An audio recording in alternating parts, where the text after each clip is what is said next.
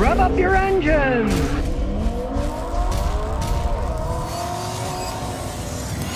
Today I'm going to talk about the perfect beater work car. In this case, it's a 2004 Toyota Corolla that a customer of mine just bought for that very purpose for $1,500. Now, as you can see, the hubcaps are gone. We go inside. The cover for the lock's gone. It still works, but the cover's gone. And we get inside. Not all that worse for wear. Normally these are all torn up. There's only dented a little. And the back seats aren't in that bad shape, really. Now, as you can see here, the weather stripping is ripped. And these are all gouged.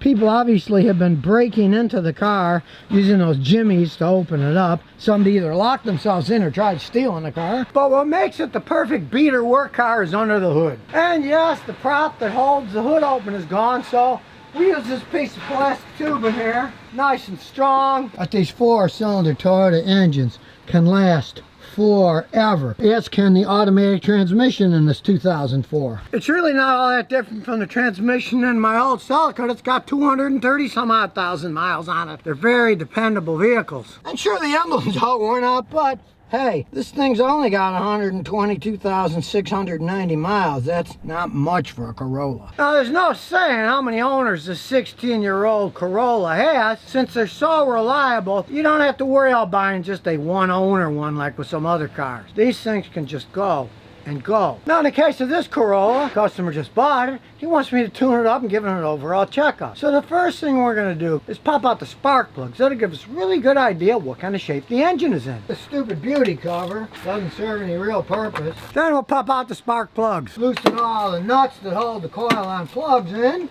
Take them out one at a time. Then we'll take out the spark plugs. No one knows what kind of shape this thing's going to be until we take it apart. And out it comes. As we analyze it, we can see they're tan colored, which is what you want. There's a little bit of oil burning residue, which is typical on a worn engine. We're going to change them out, but they're the right color. The engine's firing good. It just burns a little oil, which you can expect on an older engine. And of course, you're going to check the air filter. Pop it out. It's really dirty, as you can see. It needs an air filter too. So the first thing I'm going to do is get new spark plugs and an air filter. Now, when I scanned it with the computer, it had a code for small evap leak, so I'm going to change the gas cap too. It could easily have a leaking gas cap. So we'll pop the gas cap, open it up, take off the old one, and put the new one on. Makes a nice click. And the old one's got a torn gasket, so that makes sense. Now, normally you put spark plugs in dry, but I'm using some of this all-in-one oil. And I'm going to lubricate the threads a little bit here because, if you remember, when we tried to get it out, you could hear it was really tight. This one we want a little lube because we don't want to ruin the aluminum heads. If they're a little bit corroded and you put them in, you can have problems. So in this case, we don't normally do it, but on this, I'm putting a little oil on the threads. So then when we put them in our magnetic socket that holds it in, when it goes in, it's going to go in smoother. You can see I can even do it by hand most of the way. Then we'll get it snug with a ratchet. And as we do the other three, we're going to inspect those plugs too. And here's number 2. It looks the same as number 1. It's the right color. Got a little bit of oil burning on it, but like I say, that's normal for an engine like this, with this kind of mileage. And here goes number 3. Wiggle it a little to get it out. This one's stuck. This one's going to require a little prying. So I get out the giant screwdriver, put it under the lip, and wow, that one's really stuck. There we go. Finally it came off. Let's hope it doesn't have any problems inside. Out it comes. It looks the same as the other ones, but you can see the top, the rubber kind of melted on goof from the years these plugs were in there. Sometimes they'll stick like that. Just keep wiggling and prying, you'll get them off. Then we put this one back in with a new plug, and then do the last one, number 4. And we'll inspect this. And it's also the same. It's the right color. It's got a little bit of oil burning, nothing outrageous. They've been in there a long time, so we'll put the last plug in. Then we'll stick all the coil assemblies back on. Don't forget the hold-on bolts for each one of them. And we'll put the stupid beauty cover back on. Not that it does anything. And of course, pop the new air filter in. You gotta wiggle it quite a bit. Then it snaps on. Now, due to age and probably lack of proper maintenance, the oil seals on the front of the engine are leaking a little bit of oil. But rather than tear the whole engine apart on this beater car, I'm going to stick some of this AT205 reseal. It can rejuvenate rubber seals. You just pour it in the engine oil. Take off the cap, pour the whole bottle in, and it goes. Then we start her up and warm it up. And while I'm warming up, I noticed the coolant's a little low, so I'll use some of this pink Toyota coolant. Because realize, when you buy a beater car, it's the type of car you check the oil every so often, the coolant. you just make checks of stuff. Cause it's going to leak a little oil. It's obviously using a little bit of coolant. You just keep topping that stuff up. Being a Corolla, it can still last for years and years if you keep up with the fluids. And now we'll take it for a spin. Hey, it accelerates pretty good for one of these Corollas. Now you notice the airbag light is on. Heck, the airbags on these things, who knows how many times this thing's been wrecked. And yeah, the ride's a little bouncy when you hit bumps because the struts are worn, but hey, it gets you down the road.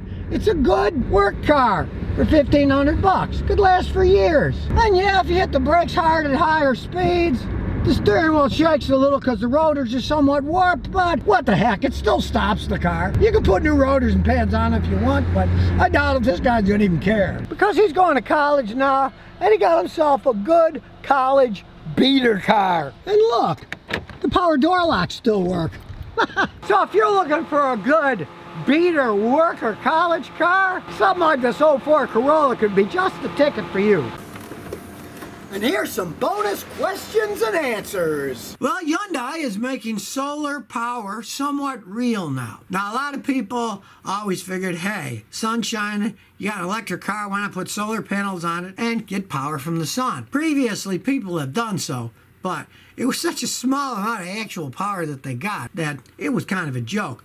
But Hyundai is going to be offering solar charging on their new Sonata. And they claim that if you live in sunny areas, that it will generate enough power to go 800 miles extra in a year. Now, if you think about it, that's, less than 3 miles per day. So we're not talking about massive, but you get a free 800 miles driving. I'm sure it's kind of a, sales gimmick. You think, I can quite imagine that the money it costs to buy the car, built it that way, the price of it will be so much higher with that stuff on, that you'll never recoup the extra money you paid for the panels and all the technology, and you're only getting 800 miles a year max. And if you use electrical power generation for cars, I know with the Teslas, to go 800 miles, it's not costing you all that much money. Sometimes to go 800 miles, you're talking about less than $30, $40 worth of electricity. And if that's the case, and you're paying a ton more for this solar paneled car to get extra 800 miles a year, it's really not worth the money that you're spending on it. But hey, who knows? Maybe the technology eventually goes that you get 8,000 miles a year extra driving capability in an electric car. But as it stands now, the new Sonata that they're coming out with says that the solar panels, if you live in a sunny area, will give you 800 free miles of driving per year. Well, the Germans are at it with their march towards technology. They seem to be nuts about that stuff. They are now creating smart visors. Bosch's virtual visor, electronics for a visor instead of an actual physical visor that you move back and forth. It's a transparent LCD visor, and what it does is it tints the areas that need to be by having a camera that's facing your face, analyzing what's happening on your head, and then the transparent LCD starts to put like sunglasses in the parts that's blocking your eye if the sun is coming in too deeply. This is still a few years from being sold, if ever, to the public, but they're trying it out. And Bosch is a pretty big company, so if they're putting this kind of money in, odds are somebody like Mercedes-Benz is going to end up having a virtual visor on it. But here's where sometimes maybe technology goes a little bit too far. These sunglasses, hey, I'm always wearing them, so it doesn't mean anything to me. And if you have a physical visor that you can flip back and forth and block the bad part of the sun, it's a pretty simple, trustworthy, bulletproof system for blocking the sun. And it hardly costs anything at all. You can imagine you got some LCD screen, the thing's going to break, or it's going to block at the wrong time, but hey, that's the Germans for you. They always take technology as far as you possibly can, and then a little bit further. Tri-Steps Scotty got a 2014 4Runner starting to develop wind noise on the driver's side door and windshield. How can I find out what it is? All right, of course you open the door and look for the window stripping, and a lot of times that rubber stripping is cracked or ripped, or sometimes they pop out of the holes. You want to check that. Now, you do have to pinpoint where the noise is coming from, which can often be a stinker. But here's a really good way. Get your cell phone. Start recording. Go all around when the noise gets the loudest, just by using that. Then you can play it back. Because generally, when do they make noise? when you're going at higher speeds. When you're going at higher speeds, you got to pay attention to what you're driving.